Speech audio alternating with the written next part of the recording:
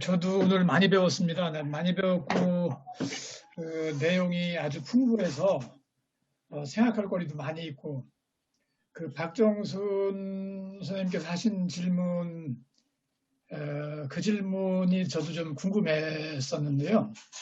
그 질문을 이제 이렇게지만 바꿔서 드리면은 지금 1876년 이후에 문화적 문법을 이렇게 분석을 해보니까 두 층으로 나눠지더라 이렇게 이제 말씀을 하신 건데, 만일 1876년 이전 조선시대하고 고려시대를 우리가 이제 분석의 틀로 삼아서 분석을 하면, 예로 삼아서 분석을 하면은 이 두 가지 근본적 문화적 문법 요소와 파생적 문법 요소가 대충 어떻게 나오려나. 예를 들면은 그 조선시대의 경우는 근본적 문화적 문법 요소는 그대로 여기 나온 대로 똑같을 것 같고, 고려시대의 경우는 좀 다를 것처럼 좀 느껴지고요.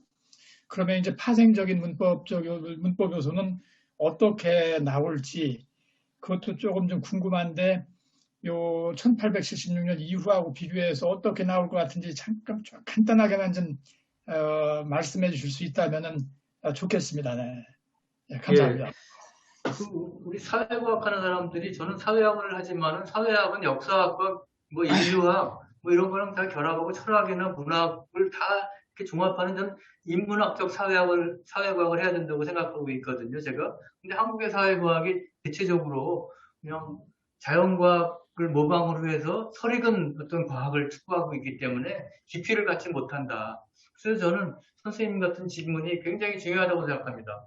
우리 한국 사회가 역사적으로 소급돼 올라가고, 근데 조선 사회는 어떤 사회였는가? 지금 조선 사회는 어떤 사회였고, 그 이후에 우리가 어떻게 발전해 왔는가까지는 사회학자들도 질문을 합니다. 역사 사회학 하는 분들이 있어서 히스토리컬 소시올로지라고. 근데 고려 시대, 삼국 시대로 올라갔을 때 그때 꽤 지금 우리한테 어떤 영향을 미치고 있는가?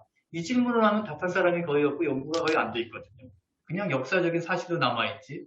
근데 사회학자 가운데 최재석 교수라고 고대 사회학과 교수하던 분이 있는데, 이분이 한국의 가족사를 그냥 올라가서 조선시대에서부터 고려시대에서 그 통일신라 시대, 삼국시대까지 이렇게 올라가면서 한국 가족사를 연구했습니다. 그랬을 때 삼국시대 때 여성들이 그 왕이 많이 되잖아요. 그랬을 때 남녀차별이 없었다는 걸 확인할 수 있었고요. 그거보다는 그 사람의 그 혈통이 더 중요했다. 남녀보다 혈통이 더 중요했다는 거고, 고려시대 때는 장가 간다고, 우리 요새 시집 간다고 그러지만 장가 간다는 말이 있었는데, 장가 간다는 게 뭐냐면 남자가 여자 집에, 장인 장모 집에, 장인 거기 가서 살았다는 거예요. 그리고 사위한테도 고려시대 때는 똑같이 재산 기부를 하고 남성 중심의 사회가 아니었다는 거예요. 고려시대 때는. 그 남성 중심의 사회가 된 게, 한국 사회가 유교가 여말 선초에 성리학이 들어오고 유교적인 질서가 이제 만들어지기 시작한 게 15세기부터인데, 경국대전 이후에 이것이 그렇게 제도화가 빨리 안 됐다는 거예요. 그전에도 양반 집안에서는 여성들은 제사 지내기도 하지만 굿도 했고, 유교가 그렇게 제도화가 빨리 된 게 아니라는 거죠. 굿도 했고, 선왕당에 가서 절도 하고, 불교 절도 다니고, 이랬지, 유교는 남성들이 그렇게 했던 것이다. 그런데 그것이 16세기, 17세기 가면서 병자호란 임난 이후에, 그때 이제 그 제도화가 점점 심해졌는데, 양반들이 우리나라의 경우에는 제지 양반 아니까, 자기가 딴 데 가서 살면서 거기에 농장 부리는 게 아니라 현지의 다른 주민들과 같이 살기 때문에 양반들이 거기에서 초시도 하고 경전도 읽고 하면서 모범이 되는데, 그때 제 책에 자세히 나옵니다.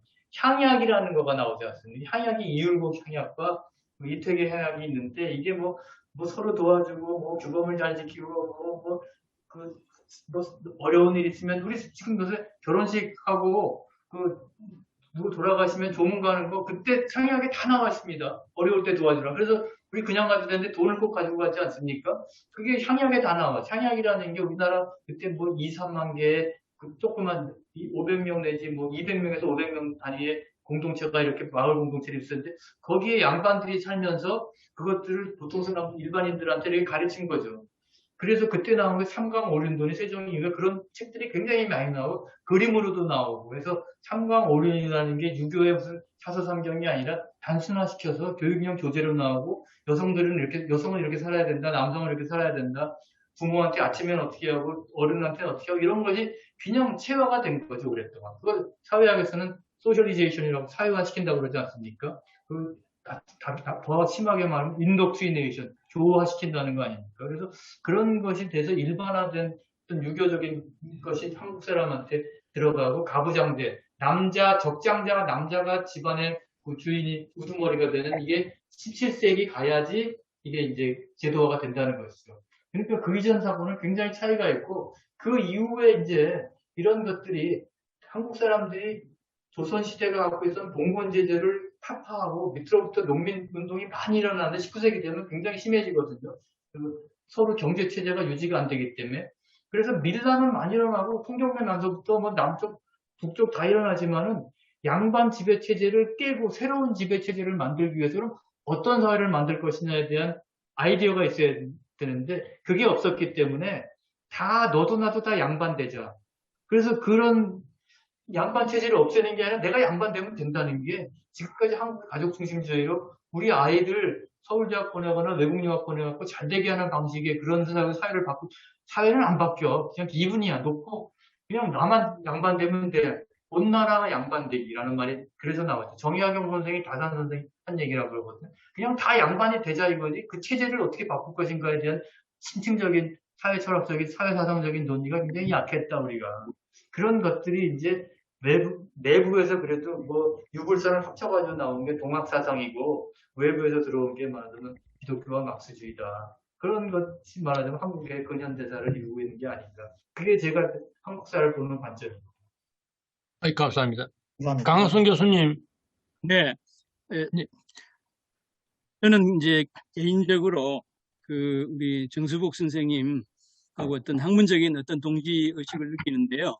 아까 선생님 말씀하신 것처럼 좀 인문학적 사회학을 선생님은 이제 지향하고 저도 인문학적 철학을 지향한다는 점에서 공통점이 있는 것 같고요.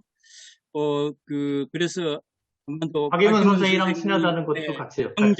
평전을 정수복 선생님은 삶을 긍정하는 허무주의, 저는 둥지를 향한 뭐 철학과 예술 그걸 같이 이제 따로 내긴 했지만 또 그 선생님 그 서평회에도 제가 참석하고 그래서 참 가깝게 지내어 왔었는데 오랜만에 뵙습니다.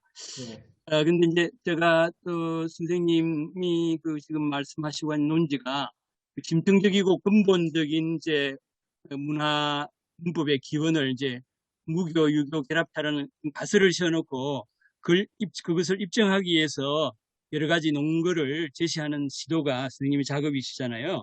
네. 근데 그 논거 중에서 좀 명확하지 않은 그런 주장들은 쟁점이 될 수 있다 이런 이제 생각에서 제가 보기에는 선생님이 이제 종교와 문화의 관계를 굉장히 어떤 좀 자명한 것으로 좀 전제하는 부분이 있다는 생각이 들어요. 특히 이제 종교사회학자, 종교철학자 폴 틸리지가 종교문화 상관관계론에서 종교는 이제 문화의 실체이고 문화는 종교의 형식이다. 그래서 이제 종교와 문화는 뗄 수 없는 그 필연적인 관계라는 그런 어떤 주장을 상당히 이제 선생님이 밑바닥에 깔고 있지 않느냐 하는 그런 제 나름대로의 이제 생각인데 이것도 강력한 하나의 그 입장은 될 수 있지만은 이거에 대한 안티테제들도 있다고 생각을 하거든요. 종교 문화가 이제 만나는 데 있어서 그걸 우리가 이제 토착화 과정이라고 그러죠. 종교가 비평 문화에 들어가서 어떻게 습합되느냐 하는 것에서는 전목론이라든지 그다음에 합류론이라든지 변형론 이런 것들도 있지 않습니까? 그래서 종교와 문화가 자연스럽게 습합하는 측면도 있지만 서로 이제 충돌하고 갈등과 긴장 관계에 있어서 서로 융합하지 않는 부분이 있을 수 있고요.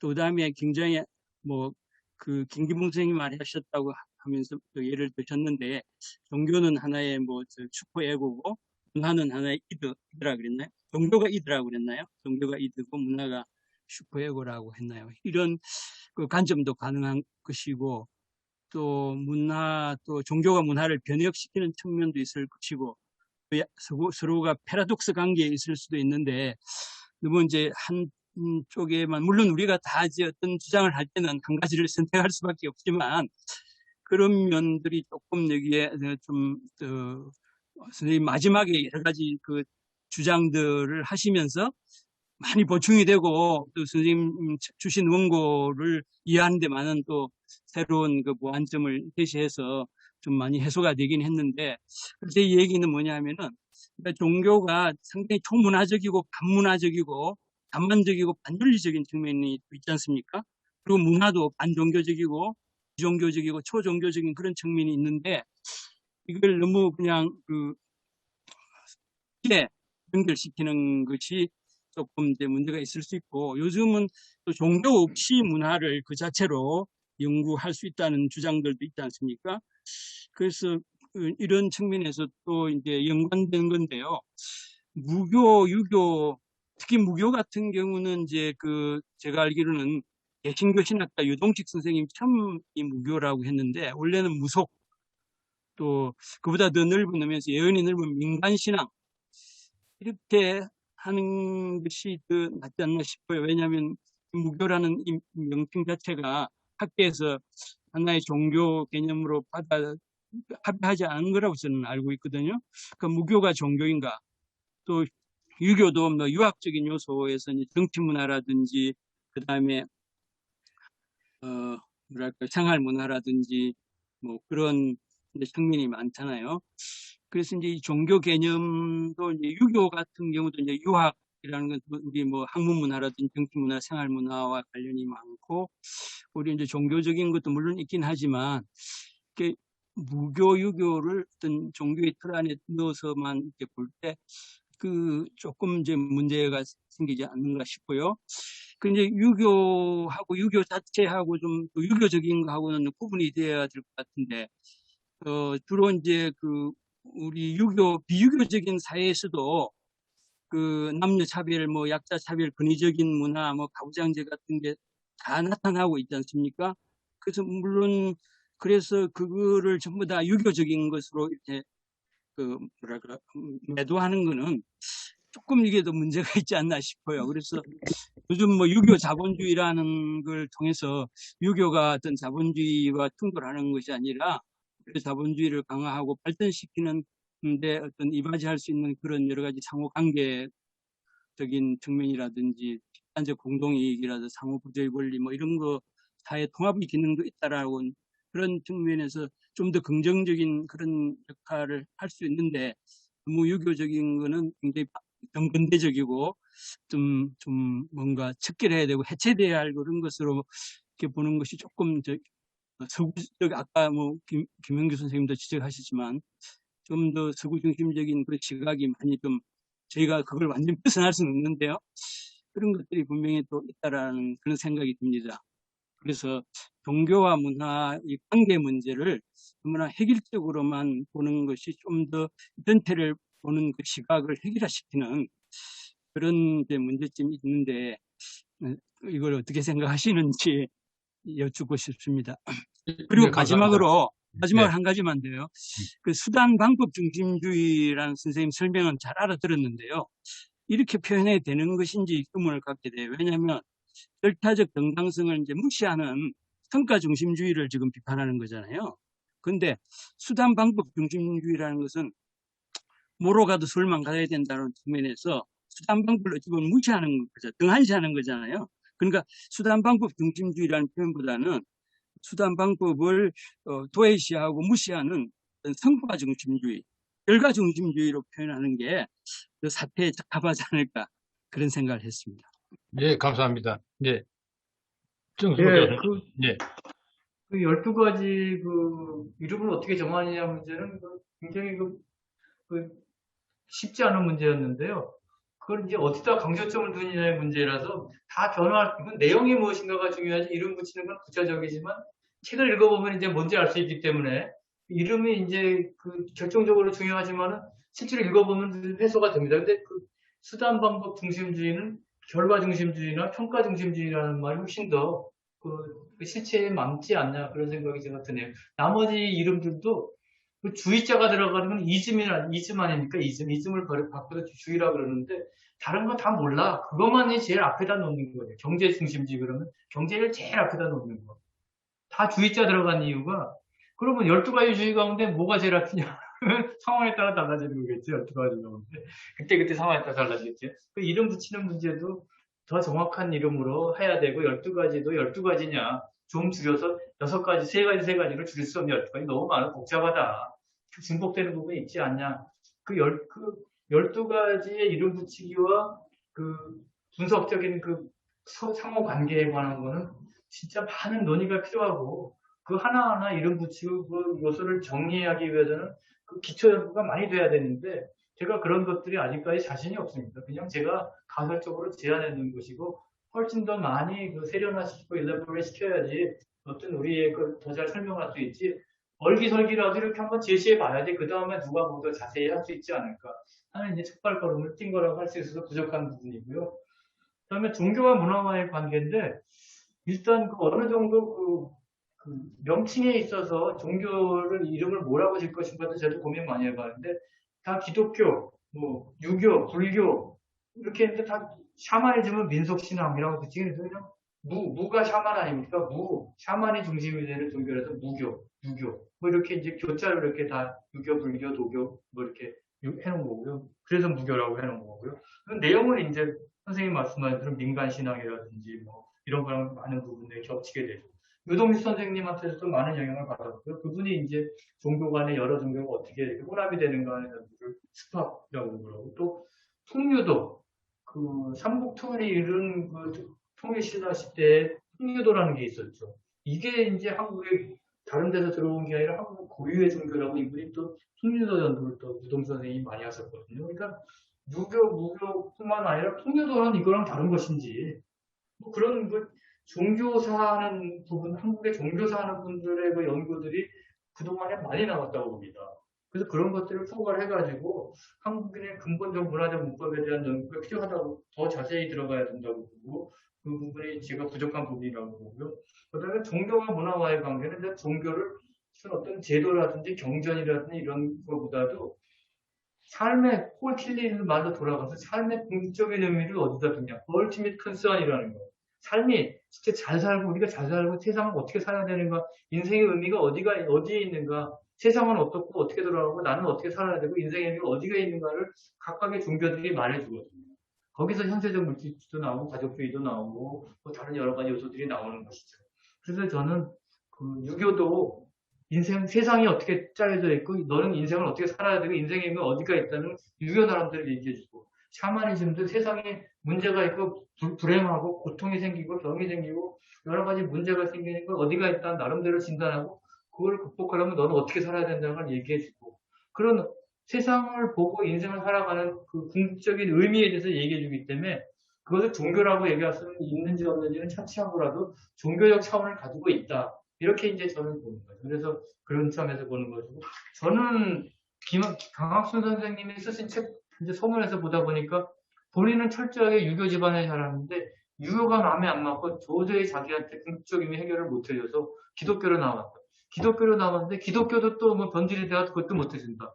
그래서 그러면 강사 선생님은 지금 어떤 의미책이고 어떤 종교책이고 어떤 의미책으로 살아가고 계시는지, 그게 제가 평소에 세계는 물론의 세계고 뭐 이렇게 그걸 똑같이 봤어요. 근데 당연의 세계가 표현의 세계인가? 제가 고민 많이 했어요. 근데 이렇게 읽어보니까 표현의 세계는 아닌 것 같아요. 무슨 세계? 예. 당연의 세계가 무슨 세계는 필연의 아니다? 세계. 표현의 세계는 아닌 것 같아요. 무슨 세계? 필연의 세계. 필연. 필연? 필연. 그러니까 지금 당연의 세계는 지금 현실의 세계를 사실 가능 세계가 무수하게 많거든요. 그 중에서 현실 세계가 지금 이 세계거든요. 지금. 근데 그러니까 지금 이 세계적인 관점에서 그걸 이제 해석을 하시려고 했던 것 같아요. 보니까. 그런데 갑자기 물론의 세계를 똑같이 봤어요. 그래서 물론은 당연히 표현의 세계와 당연히 물론의 세계인데, 그거를 시인이 봤으니까 뭐 인정을 하신 것 같은데, 시인의 관점과 철학의 관점은 다르거든요. 그러니까 물론의 세계와 당연의 세계는, 물론의 세계는 표현의 세계라고요. 가능 세계는 무수히 많은데 그 중에서 하나가 현실 세계고 그게 당연의 세계가 된 거죠. 그 다음에 두 번째 질문은 사실은 이, 제가 무능해서 그런지 몰라도 소실의 언어 강의를 읽으면서 기평 D까지는 제가 이해를 했어요. 랑구하고 발어를. 근데 갑자기 한국인 학자들이 공시적과 통시적을 구분했어요. 그게 도대체 이게 어떻게 해석을 해야 되나? 그러니까 예를 들면 서구에서는 연속적이든 단속적이든 불연속이든 이런 구분을 하는데 공시적, 통시적? 이걸 어떻게 봐야 되나? 지금 선생님께서는 지금 한국의 문화 문법을 통시적 관점에서 보는 겁니까? 그렇지 않으면 공시적 관점에서 보는 겁니까? 그게 사실은 저는 무능해서 잘 모르겠어요. 기표 교육까지는 제가 이해를 하겠는데 그게 공시적인지 통시적인지는 잘 이해 못하겠어요. 그거에 대해서 좀 말씀 좀 해주세요. 예, 감사합니다. 예, 예, 어떤 학문을 한다는 거는 논리적인 체계를 갖춰야 되기 때문에 그 논리학하는 분들의 그 개입이 항상 필요한 부분들이 있습니다. 그런데 제가 다루는 그 대상이라는 것이 뉴턴이나 자연과학자들이 다루는 그 물리적인 대상이 아니라 우리 인간들의 일상적인 삶이 이루어지는 공간을 다루고 있거든요. 그렇기 때문에 여기에는 그렇게 엄격한 무슨 어떤 자연과학적인 법칙을 찾는 게 아니라 어떤 일반적인 경향성 이런 걸 얘기하는 것이고요. 필연이라 그러면 100%인데 저는 일상생활에서 100%는 없다고 봅니다. 사람마다 한국인의 문화적 문법을 적용하는 정도도 다르고 그 방법도 다르고 이게 필연의 세계가 아니라 우연이 굉장히 많이 들어가는 세계가 일상의 세계이고 한국인의 문화적 문법은 필연이 아니라 상당한 좀 그럼직한 경향성을 말하는 것이기 때문에 뭐 당연이다, 물론이다 조금씩 다른 말로 쓰이고 다르게 해석될 수 있지만은 시적인 표현으로서 일반적으로 보통 사람들이 그렇다고 생각하는 공유하는 어떤 합의할 수 있는 부분들 그렇기 때문에 여기에는 조금 이렇게 정확한 그 표현보다는 오히려 시적인 표현이 제 문제의식을 더 잘 표현해 주기 때문에 사용할 수 있었는데 어떻게 보면은 뭐 그 대상 자체가 일상의 우리들의 삶의 세계이기 때문에 우연히 작용할 수 있고 필연의 세계는 아니라고 그래서 일상의 세계라는 거죠. 그래서 이제 그런 표현들도 동시에 사용할 수 저는 있다고 가는 보고요. 세계만 물어봤죠. 우연의 세계는 따지지 않았어요, 사실. 예, 우연의 세계는 가는 세계가 있는데 예, 우연의 벗어나는 세계는 사람들 굉장히 하나도 많죠. 못 있어요. 근데 가는 세계는 무수히 많거든요. 그 중에 하나가 지금 우리 한국 현실이다. 이게 이제 잠재적인 것 중에서 하나가 현실이 되는 거죠. 그래서 그걸 뭐 당연의 세계로 본 것이다. 그건 이해를 할 수 있어요, 저도. 근데 그걸 우연의 세계로 봐야 된다? 그러면 우연의 세계는 아니, 우연히 있을 수가 있다. 거의 90%, 80%, 90%의 경향성이 있는데, 나머지 뭐 10 내지 20은 그거 안 따르는 사람도 나오고, 어떤 건 따르고 어떤 건 안 따르는 사람도 나오기 때문에, 이게 그렇게 뭐 필연은 아니라는 거죠. 우연의 세계라고 제가 주장하는 건 아니고요. 필연의 세계가 아니라는 거죠.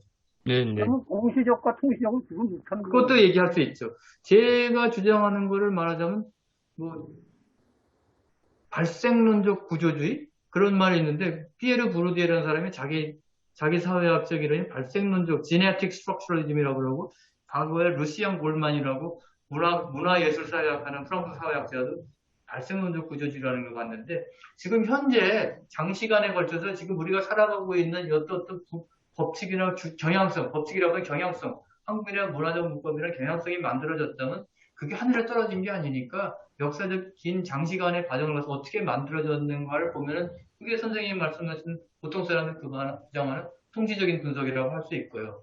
그 다음에 공시적인 거는 그것의 결과. 그런 것들이 작용해서 현재 한국 사회에 어떤 문제점을 낳고 있느냐. 그럼 현재 우리 12가지가 현재 한국 사회의 어떤 부정 측면을 제가 많이 봤습니다만 그런 걸 낳고 있다. 그래서 제 책을 한번 보시면은 그런 것 12가지가 현장 지금 현재 우리가 살아가고 있는 현실에서 어떻게 나타나고 있는가를 사례를 가지고 많이 이렇게 제시를 해놨거든요. 그런 거는 현재 여기를 이렇게 평면으로 잘라서 현재 길게 있으면 이렇게 보는 게 공시라고 잘라가지고 현재 여기를 보니까 한국 사람들이 현재 우리가 살아가고 있는 모습을 보는 거는 이제 그걸 공시적이라고 하죠. 통시 공시 분석을 동시에 하는 거라고 할 수 있습니다. 선생님이 어떻게 보면 큰 문제의식, 논문이 아니라 정말 큰 문제의식을 갖고 학문과 삶, 그러니까 응답하는 학문을 하신다는 생각인데 오늘도 좀 그런 느낌이 많이 들었습니다. 근데 사람마다 책을 읽는 게 자기 문제의식으로 읽잖아요. 근데 제가 선생님 책을 한 10년도 그러니까 이게 2007년에 나왔잖아요. 이제 14년이 된 건데, 제가 한 10년 전쯤에 한 읽었던 것 같은데, 그때는 제 문제의식이 뭐였었냐면, 근데 오늘 좀 이게 다르다는 생각을 했던 게 뭐냐면, 막스 베버 문제의식이었거든요. 그러니까 결국 근대성이라는 게 뭐냐라고 할 때, 막스 베버는 종교가 탈주설화되고, 합리화 과정이고, 그런 맥락에서 근대성이 나온 거라고 봤는데, 그렇다면 한국의 근대성은 뭐냐? 제가 독일에서 공부하고 올 때는 그걸 한번 해보겠다, 라는 생각을 했었어요. 그러니까 그게 이제 세속화라고도 할 수 있고, 세속화는 좀 더 복잡한 개념이지만, 그러면 한국의 기독교하고 비슷한, 서구의 기독교와 비슷한 게 유교잖아요? 그러면 한국의 탈유교화 내지는 아니면 유불선이라는 한국인의 전통적인 정신 문법이죠. 정신 구조, 아니면 심층 구조. 이것들이 근대적인 것들에서 어떻게 변형됐는가. 그런 생각을 하고 있을 때 선생님 책을 읽었어요. 그러니까 저는 똑같은 문제의식이라고 생각을 했거든요. 그러니까 결국 선생님이 하려는 작업은 아마 여기 책을 읽으신 분은 그렇게 많지 않으신 것 같은데, 제가 이해하기에는 한국인의 근대적 자아가 뭔가, 한국의 집단 자아가 뭔가, 이게 선생님의 굉장히 큰 문제의식이라고 생각해요. 그러니까 한국인의 심층적, 정신적 구조가 뭔가, 이것이 근대적인 과정 속에서 어떻게 변형되어 있는가, 이게 저는 제가 읽는 방식이었어요. 선생님의 읽는 방식. 근데 이제 똑같은 문제의식이 저는 사약하고 관련이 있다고 생각을 해요. 독일의 사약 아버지는 막스 베버고 프랑스는 드리켄이잖아요. 두 사람 다의 문제의식 중에 하나가 근대 패솔로지예요. 병리학이에요. 이 근대가 문제가 있다라고 보는 사람이죠. 막스 베버도 문제가 있다고 생각해서 종교사약을 한 거고, 드리켄도 이제 집단의식, 집단무의식, 이거 한 거고, 두 사람 다 근대성에 대해서 굉장히 부정적이거나 문제적 개념으로 본 거죠. 그러니까 근대성 자체가 저는 문제가 있다고 생각을 해요. 그러니까 한국의 근대성만 문제가 있는 게 아니라, 근대성 자체가 뭔가 문제가 있고, 그게 이제 문화죠. 그러니까 종교가 문화가 되는 방식이죠. 종교가 세속화된 형태, 문화인데, 이제 이거 면에서 한국이라고 뭐 다를 거 없다. 그러니까 뭐 지금 보면은 뭐 제대로 돌아가는 나라 별로 없잖아요. 어떻게 보면 우리가 굉장히 나쁘다고 어제도 저기 광주에서 이제 그런 일이 벌어졌고, 우리가 정말 압축적 근대화를 하다 보니까 문제가 많고, 우리 근대가 문제가 많고, 한국인들이 심성이 그렇다. 라고 했는데, 이거 코로나 겪고 나서 보니까 우리가 굉장히 뭔가 다른 가능성이 있고, 옛날에 단점이라고 생각했던 것이 장점이 되고, 또 하나 저는 요새 놀라는 게 뭐냐, 일본과의 관계예요. 일본을 언제 우리가 추격할 수 있을까 했는데, 이제는 추월할 수도 있겠다. 그러면 이 차이가 어디서 왔을까? 한국과 일본의 차이. 일본은 굉장히 근대화에 성공했잖아요. 일본은 남들이 모델을 만들었다고 생각을 하거든요. 근데 이 모델 때문에 일본이 지금 망가지는 게 아닌가.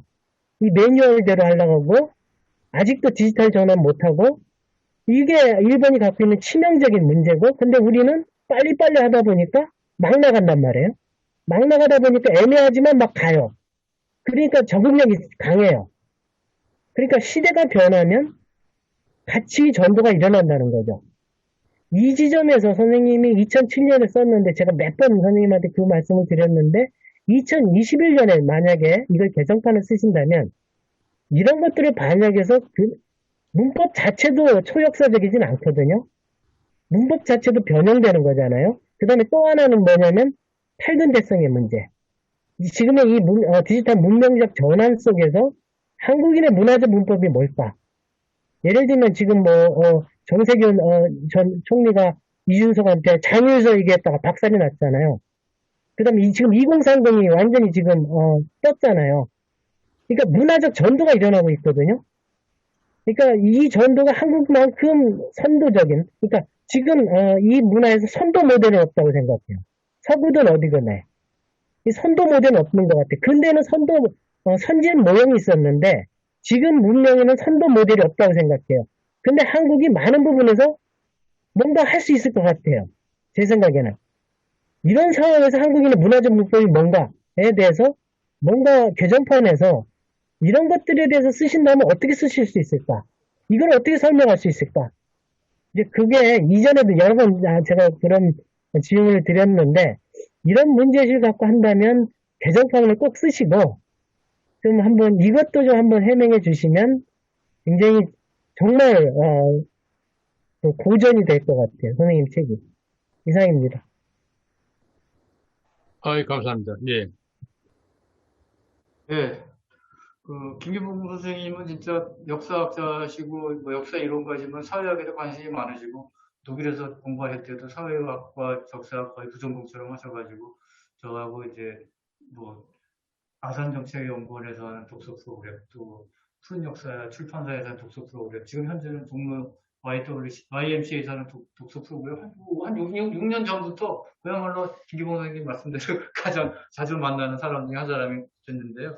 선생님 문제 의식하고 저하고는 뭐 겹치는 부분도 있고 또 다른 부분도 있겠죠. 그래서 제가 잘 파악하지 못하는 부분이 있어서 답을 제대로 못하는 것 같은데 제 생각에는 장기적으로 인류의 역사를 봤을 때 뭐 고대로 올라갈 수도 있지만 그냥 근대를 중심으로 봤을 때 우리가 평소에 근대가 있고 그 전에 전근대가 있고 탈근대가 있다. 이렇게 이제 저는 그 시대 구분을 해놓고 보고요.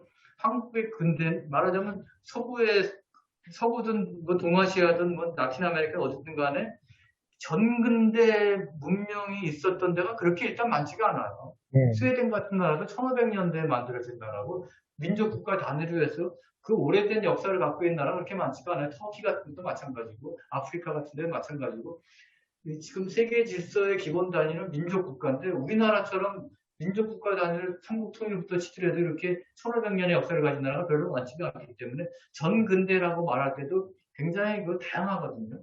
그랬을 때 전근대에서 근대로 넘어가는 거의 특징은 지금 아까 종교의 힘이 약간 세속화, 탈종교화 얘기를 하셨지만 전 그보다 더 중요한 게 인간의 이성을 가지고 합리적으로 사회 내의 인간관계, 그 다음에 사회와 자연의 관계를 합리적인 이성을 가지고 통제하고 우리의 의도에 맞게 조절할 수 있다라는 거죠. 그러니까 미신이 뭐 종교의 합리적성을 벗어나는 거는 다 빠져나가고 그러니까 합리성, 합리화 이게 말하자면 막스 베버나 듀케임이나 막스나 다 고전 사회과학자들이 동의하고 있는 것이고 그 중에서 가장 중요한 게 말하면 사회의 주체가 누구를 보느냐. 민족이 사유합니까? 계급이 사유합니까? 지금 사유의 주체는 저는 개인이라고 보거든요.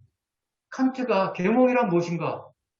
또 후코도 또 다시 계몽이란 무엇인가? 계몽이란 무엇입니까? 그 근대의 특징이 말하자면 서구의 계몽인데 저는 그거는 서구에서 발생됐지만은 비서구국가 모든 나라의 근대를 통과할 때는 겪어야 하는 파사드 오블리제라고 통과하지 않으면 안 되는 지점 불어를 파사드 오블리제 겪지 않으면 안 되는 지점에 말하자면 합리성이라는 거고 그다음에 개인의 개인을 사유의 주체로 본다는 것이죠.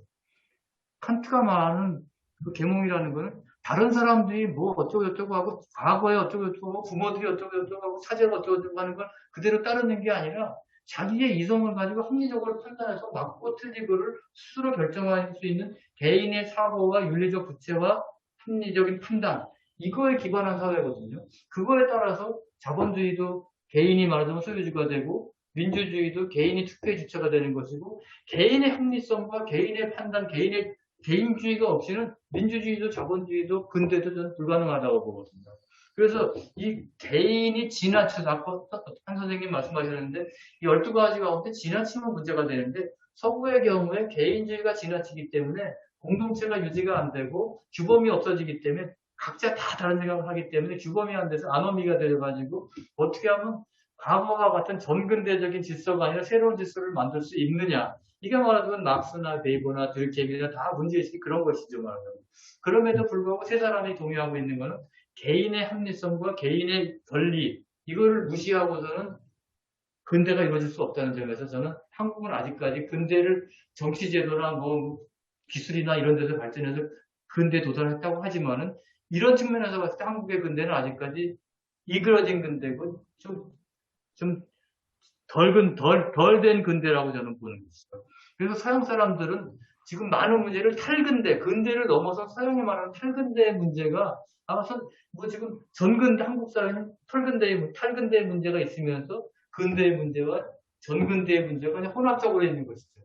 아까 김영우 선생님 말씀하셨나요? 비동시적인 것의 동시적인 존재, 그 존재. 이것이 서양 사회와 다른, 서양 사회는 서양의 근대는 전근대를 어느 정도 해결하고 넘어가서 근대가 갖고 있는 문제를 따지고 있는 게 탈근대의 문제고, 뭐, 둘레지고, 뭐 대리다고 다 그렇게 얘기하고 있는 거지만, 한국의 문제는 전근대의 문제와 근대를 청취하는 문제와 탈근대의 문제가 동시적으로 나타나고 있기 때문에 복잡한 것이고, 저는 과학기술의 문제로 해결되지 않는 문제가 말하자면 사회과학, 제가 말한 한국인의 문화적 문법의 핵심적인 연구의 대상은 뭐냐면 개인을 어떻게 보느냐와 개인과 개인이 어떤 사회적 관계를 맺느냐 이 문제죠.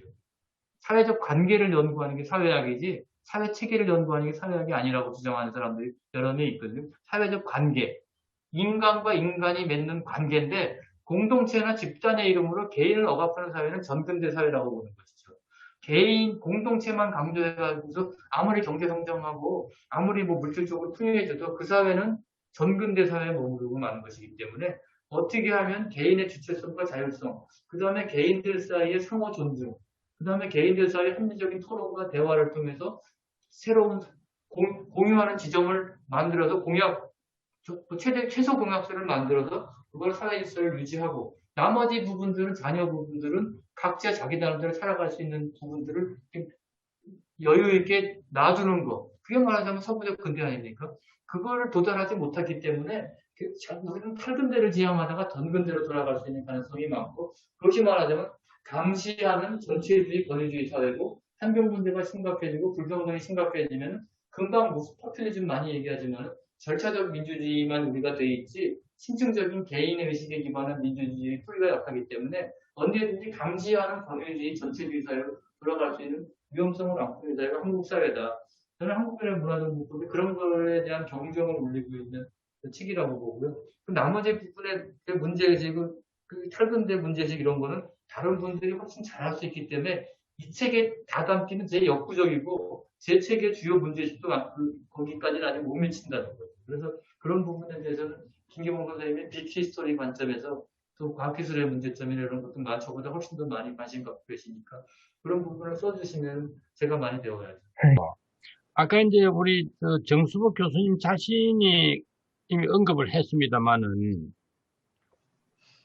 6가지 다 뭐 이제 심청 또 표청 6가지 이런 식으로 해서 이 말하는 것이 이제 대응 경험적으로는 그것이 하나하나 맞는다 치더라도 어떤 방법론적으로 어떤 그 원칙 하에서 그것이 도출돼야 설득력을 더 갖지 않겠는가. 그러니까, 아니, 물론 아까 참여 관찰이라든지 그런 것도 말씀하셨지만은, 그보다는 좀 더 정교한 방법론적 그 원리에 입각해가지고, 이게 나왔다. 이렇게 됐을 때 더 큰 설득력을 갖는 거 아닌가.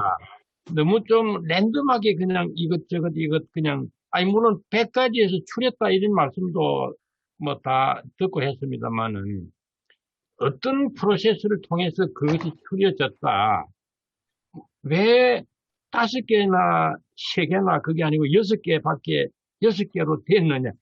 약간의 좀 그런 그 방법론적인 과정이 좀 더 첨부되면 더 설득 있지 않나 그런 생각들을 좀 했습니다. 원장님, 예. 그 원장님의 문명융합론에서 나오는 그 문화유전자론 파트가 있지 않습니까? 예. 그 문화유전자론하고 이 문화문법론 이 차이라고 그럴까요? 접근 방식의 차이나 이런 걸 조금 좀 말씀해 주시면 어떻겠습니까? 예, 저도 이제 제가 이제 최근에 우리 정수복 교수님은 책에도 문화유전자라는 용어도 있지만은, 문법이라는 그랜마를 채택했다는 설명을 저도 읽고 했었는데, 저는 이제 최근에 좀, 유행이라 할까, 그런 측면에서 보면 오히려 문화유전자가 더 좀 이 강한 어필을 갖지 않을까 그런 생각을 하면서 아까 이제 한국인은 문화적 자원 말씀도 하시고 그랬잖아요. 이게 이제 또 이제 더 거시적으로 보면 인도, 중국, 유럽 이런 좀 거대 문명들의 숨어 있는 자원들을 어떻게 발굴해가지고 하나로 융합돼 나갈 것인가 이제 이런 말씀도 하시고 했을 때 더 좀 호소리 있는 건 문화유전자, 공통적인 문화유전자의 발굴이라는 식으로 나가는 것이 문법보다는 오히려 더 어필하지 않나 그런 생각들도 했으면 마침 우리 김영 교수님이 그런 말씀하시길래 문법이라든지 문화유전자라든지 결국 같은 컨셉이고 그런 측면에서 아까 이제 우리 정수로 교수님도 생물학적 유전자를 하고는 비유적으로 말하실 뿐이지 이건 바꿀 수 있다. 뭐 그런 측면에서도 문화유전자도 마찬가지로 같은 맥락 안에서 논의될 수 있는 측면이 있다. 뭐 그런 생각을 했습니다. 혹시 문화유전자의 융합이 우리가 이제 자원을 개발해서 이렇게 하나의 인류 문명의 새로운 패러다임을 만들 때 이제 활용하는 그 문법이라는 용어보다는 문화유전자라는 것을 쓰는 것이 어떨까 하는 데서는 어떻게 생각하시는지. 네. 일단 12가지 근본 파생 심층 표층 나누는 거는 자의적인 거고요. 아인슈타인이 상대성 원리 발명을 하거나 뉴턴이 만리의력의 법칙을 발견할 때 어디에서 도출을 해서 나온 게 아니라 상상력과 직관에서 출발하죠. 아인슈타인이 평소에 바이올린 연주를 굉장히 많이 했습니다. 뉴턴도 사과나무 밑에서 이제 발견했다고 그러고, 부천 석가모니도 어느 수도하다가 떨어지면 발견했다고 그러지 않습니까? 저는 예. 학문이라는 게 어디서 도출되는 게 아니라 평소에 여러 가지 이질적인 지식이나 정보를 많이 이렇게 자기가 취득을 해가지고 그거를 이렇게 막 굴려가지고 상호 관계를 맺다 보면 어느 순간 뭐가 이렇게 폭 튀어나오는 어떤 그런 과정들이 우리 개념화하는 작업이나 추측하는 과정에서 작용하지 않나 싶고요. 예. 그다음에 제가 생각하는 거는 최소한으로 숫자는 12개 너무 많으니까 한 개로 하면 좋은데 한 개에서 다양한 걸 설명 못하니까 5개든 6개든 숫자는 줄이되 설명은 더 정교하게 할 수 있으면 그게 더 좋은 분석 틀이 되겠죠. 그게 뭔지 저는 12개 너무 많다고 생각하는데 그걸 줄여야 되고 설명은 훨씬 더 정교하게 해야 되는데 그게 어려워요. 많이 늘어놓을수록 정교하게 할 수 있지만 너무 복잡하니까 설명력이 또 떨어지니까 그런 모순적인 관계라고 할 수 있고요. 그 다음에 저는 유전자라는 말은 이제 생물학에서 쓰는 거고 의학에서도 유전자 조작이라는 것도 가능하고 유전자 복제도 가능하고 해가지고 굉장히 조작 가능한 거라고 보거든요. 그래서 그게 굉장히 어떤 과학기술주의를 담고 있는 거기 때문에 저는 과학기술에 대해서 좀 경고하고 규제하고 과학기술 우선주의라는 게 자본의 힘이랑 결합해가지고 우리가 원하지도 않게 불필요한 과학기술을 너무 많이 만들어내고 그래서 그걸 통해서 경쟁을 해가지고 지금 자본주의 체제가 굴러가고 있기 때문에 불필요한 과학기술을 없애고 적정기술, 우리에게 필요한 기술을 추진해서 멈춰도 되는데 자본주의가 굴러가기 위해서 과도하게 과학기술이 발전하고 있다고 보거든요.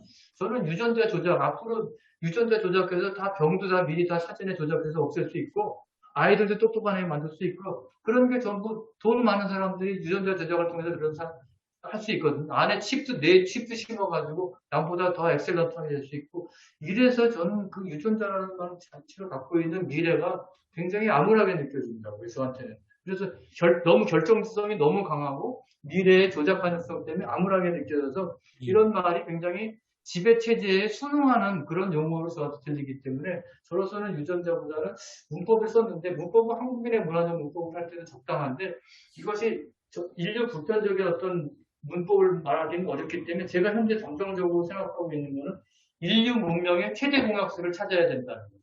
이슬람하고 기독교하고 지금 싸우고 있는데 아까 말했지만 가족주의가 한국에만 있냐 기독교에도 있고 이슬람에도 있고 남녀차별이 이슬람에 더 심하다 등등 모든 문명에는 인간이 태어나서 먹고 자라고 교육받고 병나서 죽고 이런 인생의 생로병사가 있기 때문에 인간이 가지고 있는 그런 문제를 해결하면서 문명이 있는 바에야 그런 것이 가지고 있는 모든 인류 문명은 최소 공약수를 가지고 있다. 그걸 추출해서 그거는 모두가 동의하는 걸로 만들고 오랜 종교와 문화적, 역사적 과정을 거쳐서 다르게 형성된 부분들이 있는데 그거를 특수성이라고 우리가 부르지 않습니까?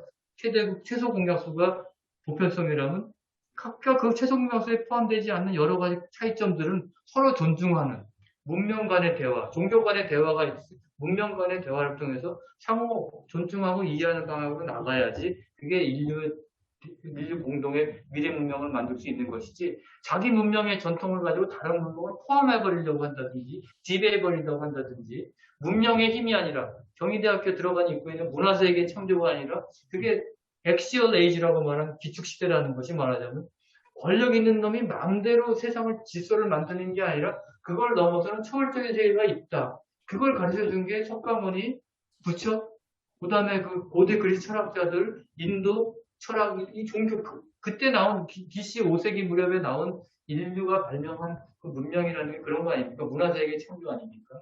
그걸 할 수 있는 게 제1의 기축시대인데, 제2의 기축시대가 중국 중심으로 유교 동아시아 문화 중심으로 된다고 보는 게 김성준 교수거든요, 지금. 최근에 나온 책, 붕세의 문명, 문명의 미래라는 게. 그러니까 저는 그거 하고, 그다음에 로버트 벨라가 쓴 세계 비교 문명, 이런 거 하고, 그 전에 한 사람이 말하자면, 아까 말한 야스퍼스가 그걸 했고요. 그 다음에 막스 베버가 그걸 했고, 그 다음에 종교와 사회와 문명의 관계를 얘기한 막스 듀르켐까지 넣어가지고, 뭐 이런 것들 종합적으로 논의할 때 우리가 인류 문명의 미래, 대안은 어디로 갈 것인가. 과연 우리가 고전으로, 사회학자들이 고전으로 하는 칼 막스, 막스 베버, 듀르켐, 이거는 19세기적 사상이 근대 사상이기 때문에 버리고 그냥 처음부터 다시 새로운 걸 만들어야 된다고 주장하는 사람도 있거든요. 안 맞는다, 그게. 저는 그렇게 생각하지 않고, 오랜 장기사적이고, 비교사적이고, 그 다음에 그 거시적인 그런 인류 문명의 역사가 쓰여져야지 대한 문명이 만들어지는 것이고, 저는 그래서 김기홍 선생이 하는 빅 히스토리, 글로벌 히스토리, 내셔널 히스토리에다 트랜스내셔널 히스토리, 또 동아시아 역사, 이렇게 단위를 점점 넓혀, 개인사가 있고, 가족사가 있고, 뭐, 지방사가 있고, 국가사가 있고, 동아시아 역사가 있고, 유럽의 역사가 있고, 라틴 아메리카 역사가 있고, 아프리카 역사가 있고, 인류사가 있는 것이기 때문에 각각의 개별적인 역사를 어떻게 모아서 인류 문명의 그 역사를 만들 수 있는지. 유럽연합이 27개국으로 만들어졌지만 27개국 국사가 다 있는데 그거를 유럽 역사를 어떻게 쓸 것인가 굉장히 고민하거든요. 유럽인이라는 정체성이 있어야지 유럽연합이 유지되는 것이지 나는 우리나라 유럽연합에 속았지만 나는 프랑스 사람이야. 유럽인이 아니고 프랑스 사람이야. 나는 이태리 사람이야 하면 되겠습니까? 인류가 하나고 나는 인류의 구성원이라는 그런 정체성을 갖고 인류 문명의 대안이 만들어지기 위해서는 그런 글로벌 히스토리, 모두가 동의할 수 있는 글로벌 히스토리가 만들어져야 된다. 그건 최소 공약수를 만들어야지 어떤 하나의 문명을 가지고 나머지를 포함하거나 지배하는 문명은 되지 않는다. 그래서 저는 유교 문명, 동아시아 문명권도 세계 문명을 만드는 데 기여해서 요소를 가지고 있을 뿐이지 그것을 보편화시키는 것도 굉장히 위험하다. 더군다나 중국이 지금 하고 있는 여러 가지 행태를 봤을 때 중국 유교 문명이 어떤 그 좋은 점을 자꾸 얘기하면서 서양 문명과 대비시켜가지고 유교 문명이냐 그 동아시아 서양 문명이냐 이렇게 대비시키는 굉장히 위험한 발상이 아닌가. 그래서 저는 이런 것들을 한번 김상준 교수하고 토론해볼 기회를 만들려고 생각하고 있습니다. 아주 인류 문명의 미래에 대해서 영감을 불러일으키는 그런 좋은 말씀들에 대해서 감사드립니다. 다 같이 박수로서 오늘 마치겠습니다. 감사합니다. 네, 수고하셨습니다. 감사합니다.